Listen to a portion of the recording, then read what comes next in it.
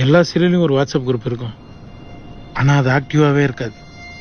ஒருத்தன் இருப்பான், அவனை கலாய்ச்சா அந்த குரூப்பே ஆக்டிவ் ஆகிடும்.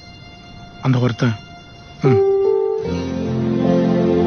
என் ஃபோட்டோவை ஸ்க்ரீன்ஷாட் எடுத்து மீம்ஸ் போட்டு கலாய்ப்பானுங்க. இவனை கலாய்ச்சா எல்லாரும் சிரிப்பானு தெரிஞ்சுக்கினேன் வேணுன்னே போடுவானுங்க.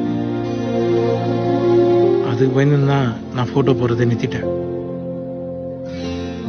போன வாரம் என் கல்யாண பத்திரிக்கையை என் ஃப்ரெண்டுக்கு அமிச்சேன்.